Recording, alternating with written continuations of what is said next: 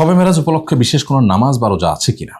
শবে মেরাজ অর্থাৎ যে রাতে নবী সাল্লাল্লাহু আলাইহি ওয়াসাল্লাম মেরাজ হয়েছিল, আল্লাহ রাব্বুল আলামিন তাকে মক্কা থেকে বাইতুল মাকদিস নিয়েছেন, সেখান থেকে ঊর্ধ্বাকাশ গমন এর ঘটনা ঘটেছে তার জীবনে। তো এই মেরাজ যে রাতে ঘটেছে, প্রতি বছর ওই রাতকে শবে মেরাজ বলা হয়। ওই রাতটি প্রতি বছর ওই তারিখটি যখন ফিরে আসে এটাকে শবে মেরাজ বলা হয়। তো প্রথম কথা হলো যে নবী সাল্লাল্লাহু আলাইহি ওয়াসাল্লাম মেরাজ হয়েছে, এটা সত্য, মহাসত্য, কিন্তু কোন তারিখে হয়েছে, কোন বারে হয়েছে, এই জিনিসটি পরিপূর্ণভাবে ডিসাইডেড যে তা কিন্তু না। এটা নিয়ে মুহাদ্দিসিনে কেরামের মধ্যে, ইতিহাসবিদদের মধ্যে একাধিক মত রয়েছে।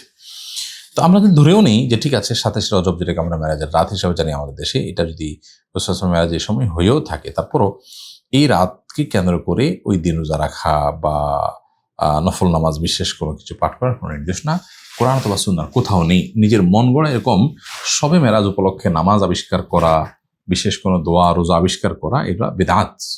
নবী সাল্লাল্লাহু আলাইহি ওয়াসাল্লাম বলেছেন, আমাদের আয়েশা থেকে বর্ণিত হাদিসে, মান আহদাসা ফি আমরিনা হাযা মা লাইসা মিনহু ফাহুয়া রাদ। যে ব্যক্তি আমাদের এই কাজে, অর্থাৎ দিনের কাজের মধ্যে কোনো নতুন কিছু সৃষ্টি করবে, সংযোজন করবে, সে প্রত্যাখ্যাত হবে তার সে কাজ, তার মানে গ্রহণযোগ্য হবে না।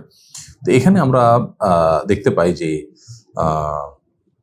আমরা যারা শবে মেরাজ উপলক্ষে বিভিন্ন রকমের নামাজ বা রোজা ইত্যাদি, মন গড়া এত রাকাত নামাজ এই পদ্ধতিতে রোজা পড়তে হয় বলেন, অলসো কোরআন হাদিসে তার কোনো প্রুফ নাই, তাহলে সেটা প্রত্যাখ্যাত এবং সেটা বাতিল হিসেবে গণ্য হবে।